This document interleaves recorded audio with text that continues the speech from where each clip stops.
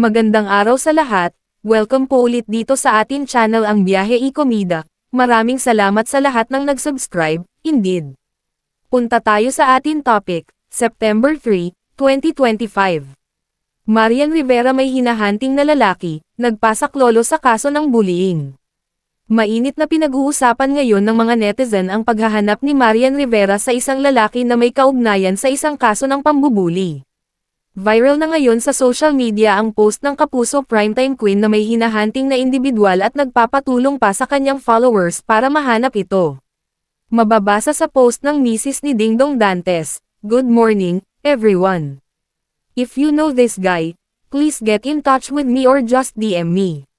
Thanks." Isang follower ng aktres ang nagtanong kung bakit niya pinahahanap ang naturang lalaki, ang tanging sagot ni Marian at, bullying. Shook naman ang mga netizens sa panawagan ni Marian dahil ito raw yata ang unang pagkakataon na nagpost ang Kapuso star sa SOCMED na humihingi ng tulong para hanapin ang isang personalidad. Ilang netizens naman ang nagtanong kay Marian kung ano talaga ang nangyari dahil wala nga itong ibinigay na anumang detalye hinggil sa kanyang panawagan.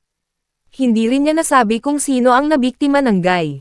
Komento naman ng isang follower ni Marian, "Tigilan niyo nakakatanong ng bakit. Kaya nga ginagawang pribado ang pakikipag-usap sa totoong tao na may impormasyon.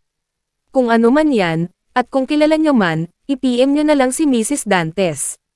Nagpasalamat naman si Marian sa mga nangakong tutulungan siyang huntingin ang naturang lalaki. Iba-iba ang naging reaksyon ng netizens sa post ni Marian Rivera, narito ang ilan sa mga nabasa namin sa SOCMED. Sana nilinaw kung ano talaga ang isyu.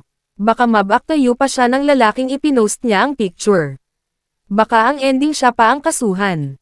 Ayan, mahuli sana at nang makulong sa banyo at ratratin ng bungangera.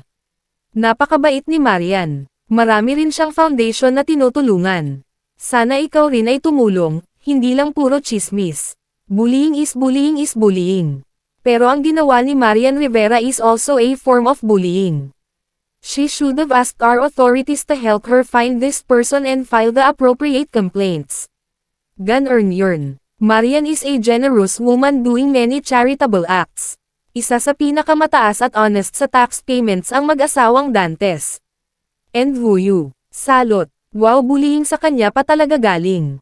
Hihi. Lahat ng tao pwedeng mambuli at pwede ring mabully at one point sa mga buhay natin.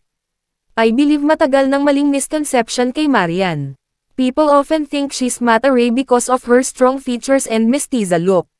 She may have that matapang na face aura at palaban na babae vibe, but I can really see she's a good person inside. Yung pag-support niya kay Pinoy dati. Tapos ang ganda-ganda pa. Di kaya mag-backfire sa kanya yan for sharing the guy's photo.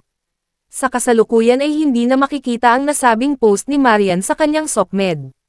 Bukas ang comment section para inyong mahahalagang opinion. At yan ang ating latest showbiz chika update for today. Huwag kalimutan mag-subscribe, click the notification bell for more showbiz chika updates, like and share the video at suportahan po ang ating Facebook page. Maraming salamat sa lahat ng nag-subscribe indeed. Magandang buhay sa lahat, adios!